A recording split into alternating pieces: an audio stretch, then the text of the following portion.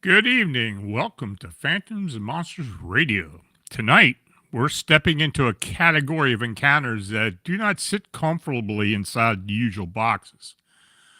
Not simply cryptids, not simply spirits, not simply extraterrestrials. These are reports in which the witness is left with a conclusion that feels almost impossible to say out loud.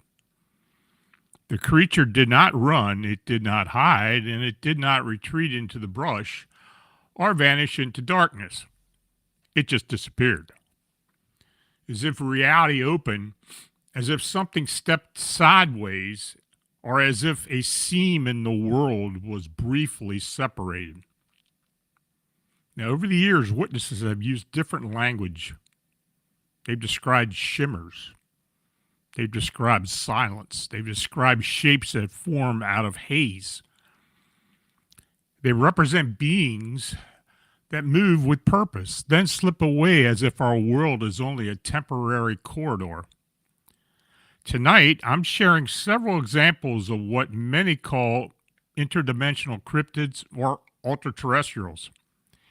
Encounters in which the witness is not just seeing an unknown creature, but witnessing behavior that suggests a different set of roles. So let's begin. The Bigfoot problem that never goes away. For years, mainstream Bigfoot research has presented a single narrative, for the most part.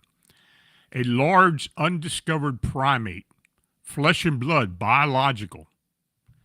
And then that is in your framework, you naturally dismiss anything that sounds too strange. One report opens with a familiar frustration. The witness describes watching a popular television show that promised evidence, but instead delivered a spectacle. The premise sounds good. Now, the Finding Bigfoot team travels to Humboldt County to Bobo's backyard among the redwoods to investigate photos of a possible Bigfoot. They go deep into the forest and, in what can only be described as a performance, they use heavy metal music as bait. And the viewer watching this was not surprising.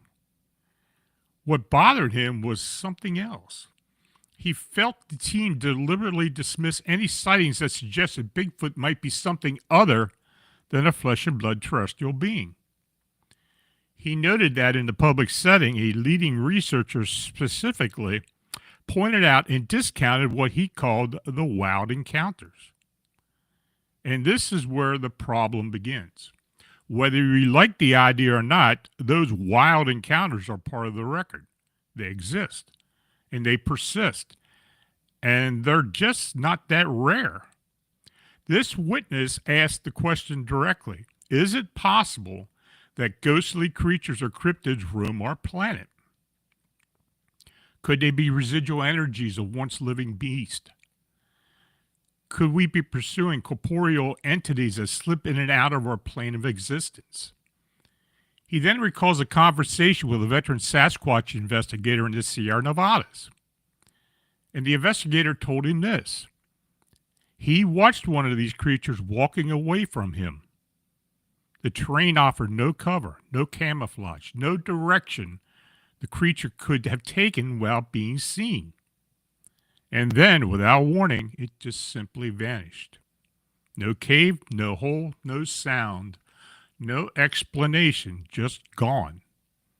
When the witness shares a reader email that cuts straight to the core of why the subject divides researchers, the reader wrote, "It's understandable that a subject as odd as this one, involving the supposition of an enormous hairy creature living in the forest across the country without clear photographic or video evidence, could generate divisiveness and infighting. When proponents of a flesh and blood camp clash with those who favor a magical explanation, it can detract from the fundamental objective of proving this entity's existence." The reader continues, and what they describe is something I have heard many times: a connection between Bigfoot and UFO-style high strangeness. Fleeting visuals, extreme speed, apparent disregard for physics. Little physical evidence, but enough trace anomalies to keep the debate alive. And then the reader asks something that should not be ignored. In modern times, with so much technology, why do we not have a complete accounting of everything in our animal kingdom? They point out that we can observe much of the planet from space. We can detect heat-producing organisms with specialized equipment. Humans have explored vast areas. We have thousands of eyewitness reports, and still, Bigfoot remains a question mark. The reader's conclusion is not a declaration, it's a request. More researchers should explore alternative theories. And it ends with a line that feels like the hidden thesis of tonight's show. Perhaps there is a grand connection between all the mysteries of our world, possibly involving other worlds or dimensions. Now, here's what stands out from this first report. When people argue about Bigfoot, they usually talk about evidence: tracks, hair, photographs, bodies. But there's another layer that does not get addressed often enough: behavior. A large animal can hide, a large animal can run, and a large animal can stay distant. But a large animal does not vanish from open terrain without cover. Disappearances are the fracture lines in this phenomenon. They are where the ordinary model breaks. And when multiple witnesses report the same type of fracture, the question becomes unavoidable. Are we tracking an animal? Or are we witnessing a presence that is not entirely bound to this environment? And if something as significant as Bigfoot or Sasquatch can vanish, then the following account becomes even more unsettling, because the next witness describes a smaller creature that did not flee in panic, did not scramble into the brush, and did not vanish into darkness. It walked into nothingness, as if that nothingness was a doorway. Now, in this report, the witness begins by describing a trip to northern Ontario. Remote, quiet, further than what locals call up north. He and a friend were canoeing, and what happened first is a detail that repeats so many strange encounters: complete silence. No birds, no ambient life, nothing. And then he tapped his friend and said, "Don't say anything, but look up above you." Above them, about 40 feet in the air, were creatures hovering. He says they could see every detail. They looked like thunderbirds. Beaks are at least 3 feet long. Wingspan is like a small plane. They flap in unison, and he can hear the soft swish sound. He was afraid to make noise, afraid the creatures might notice them.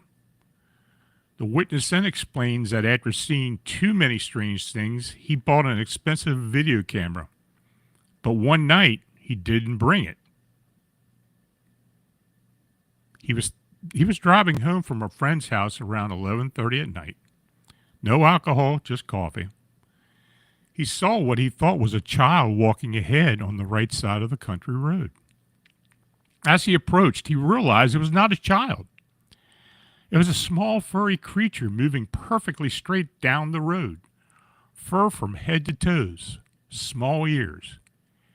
He put on the high beams in the spotlight. He drove right up to it. He could see it clearly. And then he did something that still shocks people when they hear it. He bumped the creature gently with his truck. Not hard enough to hurt it, just enough to make it turn so he could see its face. He said he did it 4 or 5 times before it finally turned. And then he saw the face. A mouthful of teeth, multiple rows of teeth, some sticking out, cat-like eyes. And still, it didn't seem afraid. He began walking off the road, no ditches, no shrubbery, just a farm nearby with a big red farmhouse. And as it walked off the road, the witness watched it do something that left him speechless. He said it appeared to enter a portal. This wasn't like the portals you see on TV. There were no ripples or distortions. It simply walked straight through into nothingness. He jumped out of the truck. He considered following it, but then he hesitated. Because the creature seemed like a baby, and he thought if there were more than one of them, perhaps staying put is wiser. Then he adds one more detail that forces the listener to picture the scale. He was driving in an all-wheel drive GMC van, and the creature's shoulders were nearly level with the top of his truck. Now, this is important. Many witnesses describe portals, but they rarely describe them the way pop culture does. No visible doorframe, no swirling lights. Instead, they describe an absence that only becomes apparent when something passes through it. In other words, the portal is not seen. The effect is seen. And that distinction matters because it suggests that we call a portal may not be a doorway at all. It may be a threshold of perception or a boundary in space that becomes relevant only when the entity interacts with it. So now we shift to the United Kingdom. 2 encounters, 2 different beings. One dark and thin with dim red eyes, the other white, featureless, and glowing. Both appear briefly. Both vanish. And both leave the witness questioning whether the source is extraterrestrial, interdimensional, or something we have not named. The reader wrote in about incidents experienced by relatives in the UK. The first involved her brother who was camping at Overstone Grounds in Northampton, England. He reported a tall, thin, jet black figure, dimly lit red eyes. No wings were noticed, but the posture felt aggressive, like it was staring him down. He looked around to see if anyone else was awake outside their tents. When he looked back, the being was gone. No sound, no communication, no movement that could be tracked. And the reader makes a point that adds weight. Her brother has no interest in the paranormal, no belief system that would prime him for such a story. Now, the second encounter happened at her previous home. Her son and his friend were upstairs and decided to come downstairs. As they passed the bedroom, both saw a tall white figure standing near the bed. No facial features. It emitted what they described as a white aura. It paid no attention to them. It slowly walked toward the window, and then it vanished altogether. The reader adds that she has had minor incidents herself, including seeing a jet black dog and receiving EVP responses. She asked the question many witnesses ask: do these encounters point to an extraterrestrial origin or interdimensional? And in response, the view presented is this: that these sightings may be brief openings of interdimensional rifts, not exactly alternative realities or alternate realities, but overlaps. And then the most honest line in the entire exchange is stated: both theories remain conjecture. We need better evidence, and perhaps advances in our understanding of physics can make sense of it. What stands out here is the consistency of vanished behavior. This black figure does not walk away. It does not run. It is simply not there when the witness looks back. The white figure moves slowly and calmly toward a window, then vanishes. In both cases, there is no sound, no evidence of entry or exit. The pattern is not pursued. The pattern is presence, observation, and then departure. Now we move into an account that feels older than modern paranormal language. A childhood memory from the 1960s, a hidden garden, a night that goes silent. A cloud of light rises like fireflies, and then people walk through it, not as ghosts, not as dream figures, but as beings with purpose. And something among them notices the witness is watching. Now, the witness remembers playing with a younger brother in the backyard during summer twilight in the 1960s. The house once belonged to a botanist who planted rare specimens, plants that grew out of season. At the edge of the back garden, near a river stone wall, there were hidden stairs leading to a private upper walled garden. A place wilder and quieter than the garden below, and located on a steeper hill than should have been possible. Then it happened. The night grew silent. Clouds of light rose from the ground like fireflies, but more diffuse. The light formed a bright cloud. It expanded to the size of a doorway. And then people began walking through it. The witness describes it as male and female, taller than the adults he knew. So beautiful it hurt to look. They wore strange robes and walked with stately grace, and somehow they felt familiar. So the witness moved closer. Then he noticed something that instantly changed the emotional tone. A woman near the front appeared to be commanding a group of shorter, stout beings. Skin like dark tan leather, hair like dark animal fur, longer arms. These beings did not move like the taller ones. They scurried near the ground. They snuffled and grumbled as if tracking something. The witness says he felt no fear until he saw them. Then panic surged, a cold sweat. And then one of the creatures spotted him watching. It began crashing through the brush towards him. But before it reached him, a very blonde woman near the front noticed. She looked directly at him. Her expression widened in surprise as if she was startled to see him.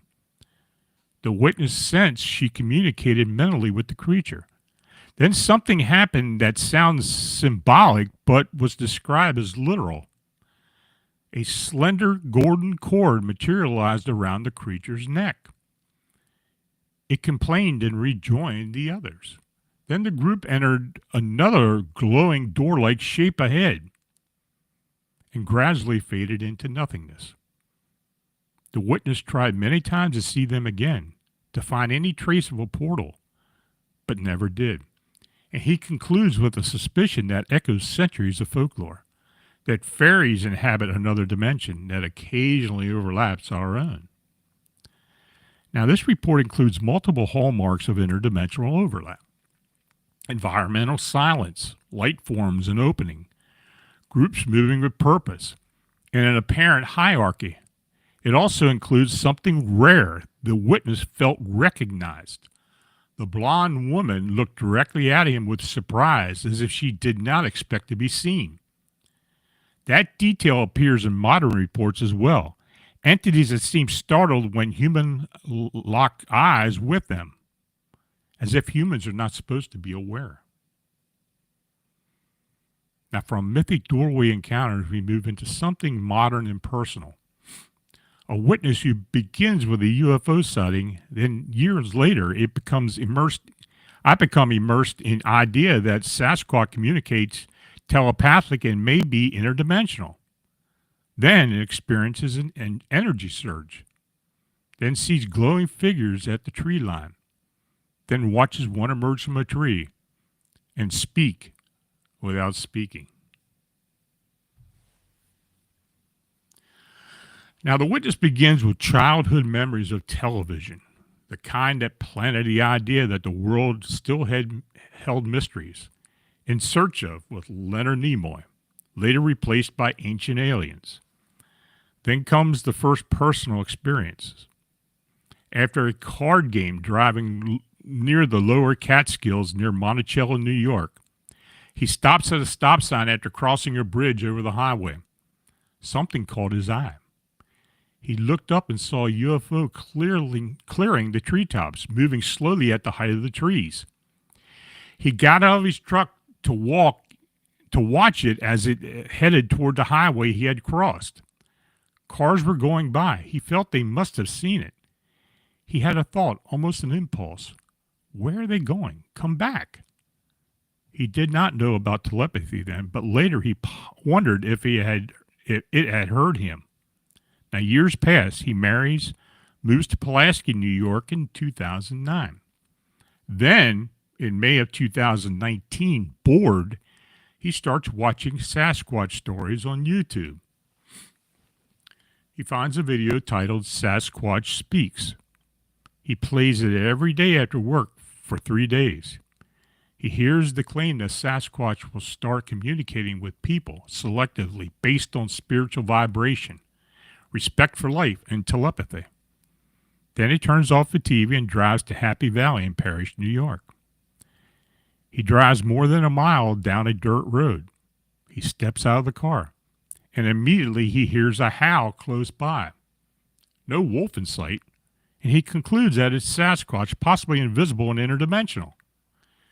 He moves into the woods and sees a fresh tree branch break. Then he's hit by a surge of energy. He describes it as elation, like being high.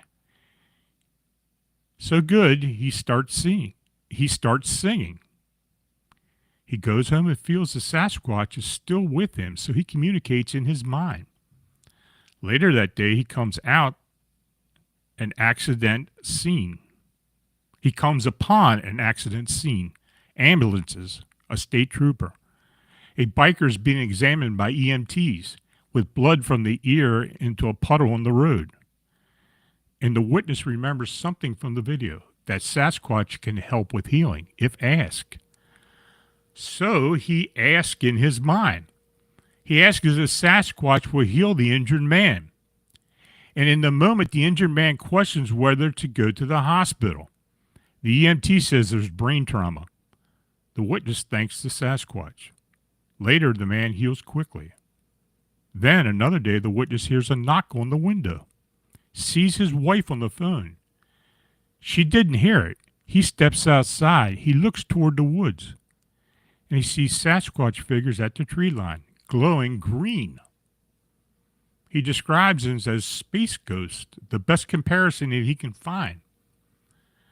Then it escalates. He walks toward the pool deck. He gazes into the woods, and he watches a glowing Sasquatch emerge, partially passing through the trees. He speaks aloud, saying it to come closer. It can come closer, and it does approach. Another follows, a female carrying an infant. Now it's 3 feet away from him, below him as if he stands on the deck. and he says hello.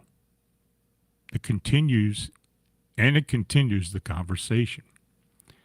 Now, this account contains multiple themes we see across interdimensional reports. Energy effects on the witnesses, telepathic style communication, glowing forms, and most notably, partial emergence through solid matter. A being passing through a tree, whether this is a literal physical transgression, an altered perception, or some boundary condition that we can't measure. The witness experience is consistent with other reports. They did not see something hiding behind a tree. They saw something coming through it. Now we move to a classic Bigfoot encounter with a twist. A witness steps away from the porch to observe deer, becomes fixated on a giant moon. Time stretches, the world narrows, and then something breathes hot on the back of his neck, something enormous, something inches away. And then in a split second, it disappears through what looked like a slit in a green screen. But before we talk about the next report, if you're enjoying tonight's presentation and want to hear more stories like this, don't forget to hit the like button and subscribe to Phantoms and Monsters Radio. It really helps us to reach more people who are searching for answers about the unexplained. And make sure to click the notification button so you won't miss any of our live shows. The year is 1989. A witness and his wife visit his sister's house or home in Roan Mountain. After a few days exploring, they spend a quiet day at home. That evening, they grill, have cold beverages, and around 9 p.m., the witness steps onto the back porch to grab another beer. He sees half a dozen deer in the field behind the house, about 100 yards away. One deer has a nice rack. He wants to see the points, so he quietly slips off the porch and makes his way to the corner of the fence, closing the distance to 60 or 70 yards. And as he stands watching, he notices the moon. And when he says he noticed it, he means it appeared enormous, closer than he had ever seen it. His attention locks onto it. Now, he later thinks he stood there for about 20 minutes, but it was over an hour. He then feels a tick on the back of his neck. He shrugs, rolls his shoulder. The deer suddenly bolts. The sound snaps him out of his fixation. He realizes he's been there longer than intended, and he decides to go back inside. As he looks at the moon again and mutters, "Wow." And then it happens. Hot breath on the back of his neck, and the deepest rumble he ever felt, heard, or both. He turns his head. He sees darkness filling his peripheral vision. And then the realization hits. It's a Bigfoot. His face is 8 to 10 inches from the creature's upper abdomen. He looks up and sees a massive muscular chest protruding outwards. Chest at least 4.5 feet wide, shoulders broad as basketballs. The creature is around 10 feet tall and weighs 700 to 800 pounds. From his angle, he can't see the face, only a squared-off bearded chin.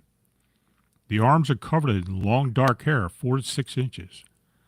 Everything happens in a split second. The creature shifts from bent to upright and steps back. Then the witness describes the moment that defines tonight's theme. As the creature moved its left leg over its right, it seemed to slip through a slit in a green screen. Portal, doorway, seam. He didn't know.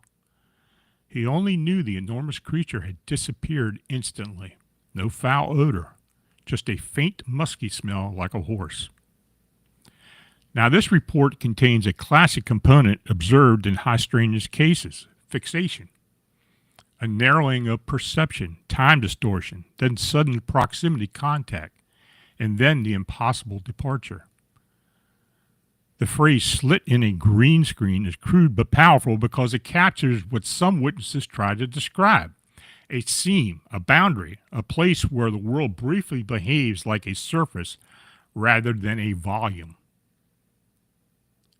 Now we shift to something that many listeners will recognize even if they rarely speak about it: childhood experiences, little people, beings under the bed, and a strange mechanical detail how the child ends up on the floor with the pillows still in place. A woman, now 73, wrote about a report I had previously posted, but what she shared was deeply personal. As a little girl, she had dreams about little people living under her bed at night. They only came out after her parents were asleep. Her parents didn't believe her, but she overheard her mother say something that still haunts her. How does she always get out of bed and end up on the floor? Now, decades later, she remembers details. It was a double bed. Her mother placed pillows along the side to keep her from falling. The other side was against the house wall, second floor, overlooking an alley between houses. Yet she still ended up on the floor. She remembers waking up rocking side to side violently. Then it suddenly flew over the pillow and landed on the floor with a thump. Her parents often did not hear it. Now in the morning, they found her on the floor. Now, after hitting the ground, she felt terrible, but usually fell back to sleep and did not wake until morning. And here's the detail that refuses to fit. The pillows were never disturbed. This went on for years, from before first grade until she was 9 or 10. Now, her parents eventually installed a nightlight in her room, shining directly at the bed. And after the nightlight, and after moving the bed to a different wall, the visits stopped. Her father would check under the bed and say, "There's nothing there. No one that small could fit." Now she has learned many others have similar stories. She cites something that makes it even stranger. The standard height from the floor to the bottom of the box spring is 7.5 inches. And some people estimate these beings are 8 to 9 inches tall. She suspects a portal connects them to the people they watch. Not a claim, but as a way to explain the impossible mechanics of the experience. She also includes speculation that touches on liaison and permission, but for this episode, we're going to hold that as her personal interpretation rather than a conclusion. Because what matters is the experience, the repeated pattern, and the abrupt sensation occurs when environmental conditions change. Now, small entity reports often cluster around bedrooms. Sometimes the witness remembers as dreams, sometimes as waking events, but the repeating factors are consistent: presence, routine, control of visibility, and a sudden disappearance when light is introduced. Whether this is an intelligence responding to observation, a boundary condition that cannot tolerate certain stimuli, or something psychological that remains unexplained, the pattern deserves attention. Next, we move to a report where a portal is not implied. It's described as a shimmer like water inside a stone. Two small beings step out. They attempt to pull the witness towards it. They chase, they throw objects, and later there is evidence left behind. A witness named Dee describes an incident in 1990 near Cooperstown, New York, mid-spring. She and a girlfriend were walking in the countryside. They rested near a large outcropping of rocks, and they heard a humming sound coming from one of the nooks. The girlfriend approaches the noise. Even under heavy tree cover, there was enough light to see into the rocks.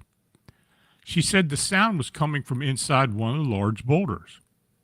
She stood there for about 5 minutes. Then the boulders shimmered like water. They stepped back.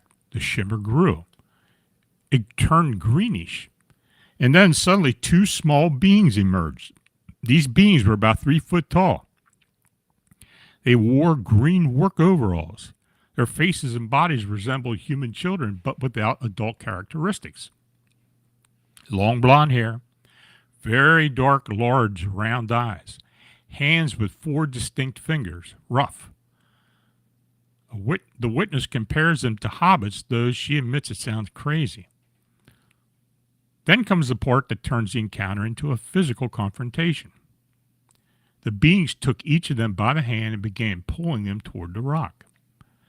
They tried to move away but felt paralyzed and unable to speak. Then suddenly they regained movement and broke away. They ran downhill. They could hear the beings chasing them. A minute into the chase, something hit the witness on the back. One of them beings threw a stone. She stopped and looked back. They were gone. But she could still hear the voices in the distance as if there were more of them. They reached the car and sped off, and after driving about half a mile, a piece of tree branch flew out from the woods and hit the side of the car. They looked up but saw no sign of the beings. They were shaking by the time they got home. They agreed not to tell anyone. Later, she heard talk about little people in the surrounding woods. Years passed. She finds a small pile of stones on her patio picnic table.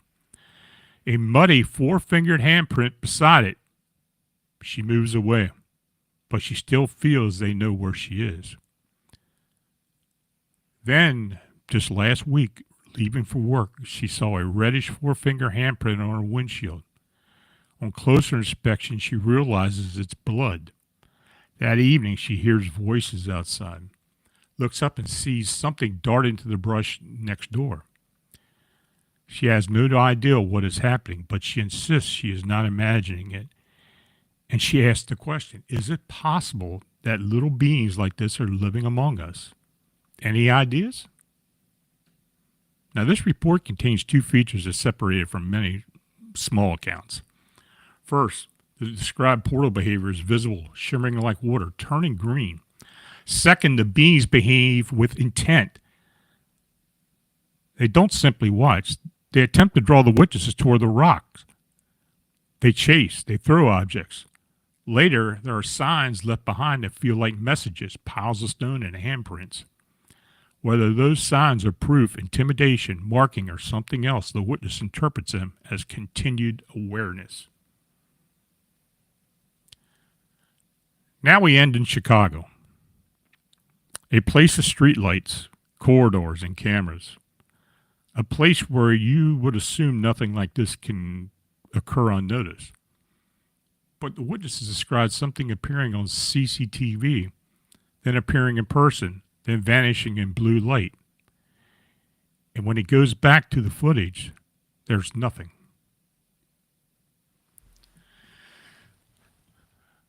This witness says it happened in the spring of 2021. He was working security in downtown Chicago, night shift, around 1:30 in the morning. He finished rounds and sat in the monitor room to check footage. After about an hour, he went out to begin the next round. Ground floor first, then up the stairs, checking points. He checked entrances, exits, and locked offices and made his way back down. When he returned to the third floor, the elevator stopped. Door open, no one was there. And the corridor lights were flickering. He says it felt creepy. He got back into the elevator and went to the ground floor. He returned to the security room. Then he caught a fleeting glimpse of one of the monitors outside the room. Something unusual is passing by, too fast to identify, but he thought it had wings. He stood up, opened the door, and peeked out. And then he says something important. His stomach churned. He could feel something was aware of his presence. An immediate nervousness he could not explain. He went back and reviewed the footage. He pulled up the camera feed. Empty hallway. Then suddenly a hazy figure began to materialize. It resembled a human form, but the edges shimmered and blurred, dreamlike. It floated down the hallway, casting no shadow, appearing void of substance. Its movements became erratic. As it moved toward the front street door, it began to gain a more defined form. The witness got to his feet and rushed out. He walked into the hallway, moved towards the front, turned the corner, and there it was. A 6 to 7 foot tall winged being that looked human-like, fragile, dark in color, wings nearly transparent, street light shining through them. wingspan around 15 feet, unfurled. He dropped his flashlight. The being turned and looked directly at him, and he saw the eyes, bright orange-red illumination. Then in a flash of blue light it vanished, gone. He stood there in silence for minutes, went back to the security room. The rest of the shit was a blur. He never reported it. He never told anyone.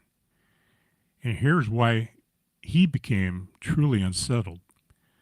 When he went back to watch the recording later, there was nothing there.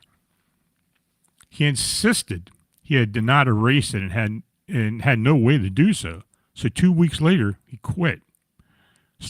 Later, he heard people discussing the Chicago Mothman sightings at a dinner. He had never heard of it before. He searched online, found my website, and he wrote in. He believes the encounter may be connected. He is hesitant to reveal the exact location. He worries about trouble with his former employer, and he debates how much he could or should disclose. Now, this account includes a layered pattern. First, the witness sees something fleeting. Second, he feels awareness, as if the entity were aware of his attention. Third, on camera, a hazy form materializes and becomes more defined. Fourth, in person, he sees a full-winged being with transparent wings and illuminated eyes. And fifth, it vanishes with a flash of blue light. And then the recording is absent. Even as someone argues misinterpretation or stress, that missing footage detail is what keeps witnesses awake at night. Because it suggests that some encounters are not merely hard to capture, they may actively resist capture. Now, before we close, I want to add a final lens, not to force a conclusion, but to give listeners a way to conceptualize what witnesses sometimes mean when they say cloaked, pixelated, or shimmering. Now, many listeners are familiar with the Predator movies, the cloaking effect where an entity is almost invisible, but a faint outline can be seen, like heat haze or pixelated distortion. A colleague with psychic sensitivity described an incident in her backyard. Now, she let her dogs out and stood at the back door. She noticed something approaching along the walkway, a tall, wide-shouldered being, pixelated, transparent, moving toward her. And as it approached, it stopped abruptly as if surprised she was staring directly at it. Then it vanished. This was not the first time. A similar event occurred the year before. Her impression was that these were not ghosts, not human spirits. She assessed that they were entities from beyond her dimension, possibly alien in origin. And that aligns with a larger idea that has appeared repeatedly in serious scientific discussion, that intelligence may exist in forms we don't readily recognize. A leading cosmologist once suggested that these beings could be staring at us in the face and that we not recognize because they are looking for something like us. Not because they're hiding in usual sense, but our perception may not be tuned to detect them unless certain conditions occur. Tonight's reports suggest these conditions may include silence, altered attention, specific locations, and moments when witnesses unexpectedly lock eyes with what they never supposed to see. Now, across all these reports, the shared pattern is not simply strange creatures. It's strange behavior. Thunderbirds hovering above a canoe in silence, a small furry being walking into nothingness, a black figure in a white aura figure that vanished without sound, a doorway of living light in a hidden garden, glowing Sasquatch forms merging from the trees, 10-foot creatures slipping through a slit like a green screen, little beings under a bed that stop appearing when light changes, small humanoids emerging from a shimmering stone, a winged being materializing on closed-circuit TV, then vanishing in the blue light, leaving no recording behind. The question is not only what these beings are, the question is what kind of reality allows this to happen. Maybe they're not from somewhere far away. Maybe they are from somewhere adjacent. And maybe that what witnesses are seeing is not the arrival of a creature into our world, but the moment the boundary between worlds becomes thin enough for us to notice. If you experience anything like this and you witness the creature vanish, shimmer, or appear where nothing should be, you should send your reports to me. And as always, thank you for listening.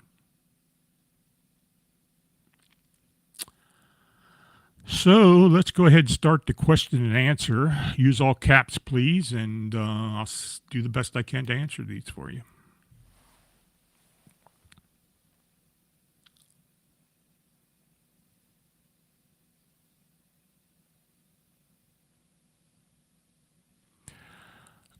B. Mora, how is it that there are several different descriptions, portal descriptions? Do you think it means something, or could it be observer interpretations? I think it's perception. I think just like anything else, every person has their own interpretation of what they see. I've heard so many different descriptions of portals and gateways and such, but I'm sure it's all perception. People just have different ways of describing things, and that makes it difficult to investigate multiple sightings of possibly one or the same object. But yeah, perception is everything.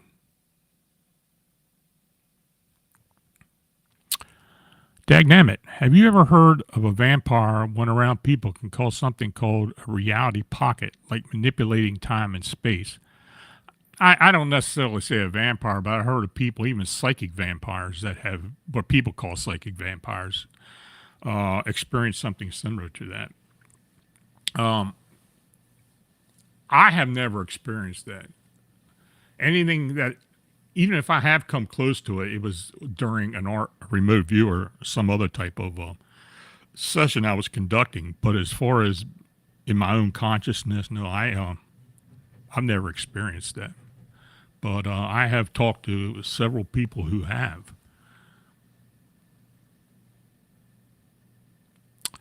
Paranormalism Net. Do you think cryptids are more intelligent than we assume? Oh, I'm quite sure they are.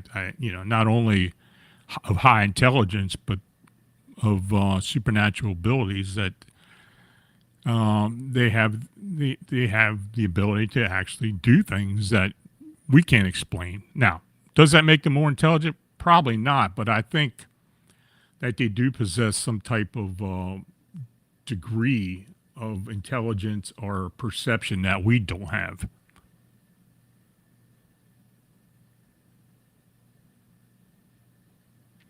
Dagnammit, do you believe that many cities had dark energies like New Orleans, Chicago, Seattle, and Portland?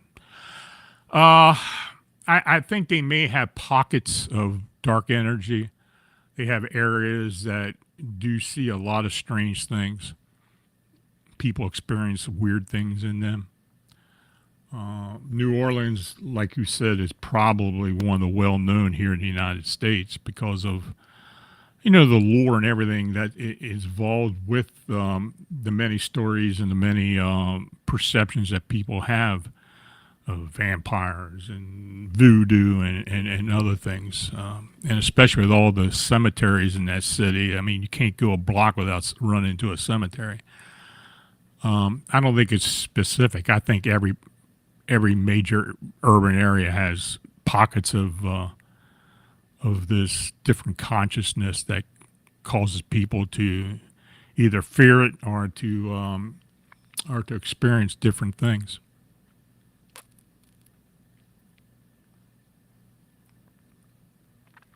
Anything else, folks? Okay, well, I do want to tell you that we will have a show next Friday, day after Christmas, and a show the day after New Year's. So we won't be stopping or changing up in any way. If you don't know already, I have been mentioning it on Facebook and to a few other people that I had become involved with a production with several producer companies and entertainment enterprises where we will be or I will be becoming a part of a possible streaming series or TV series that we are developing. I can't say a whole lot about it now, but I will tell you it's based on Phantoms and Monsters. It's based on my investigations and my team as well. And it's going to take up a lot of time, and I am going to be busy. But as far as I know, I'm going to continue doing this as best I can. So, yeah, if I'm not around one day or a week or two, you'll know why. But we'll try to keep that to a minimum. But anyway, stay aware, stay safe, and as always, keep looking into the unexplained. Have a great weekend and good night.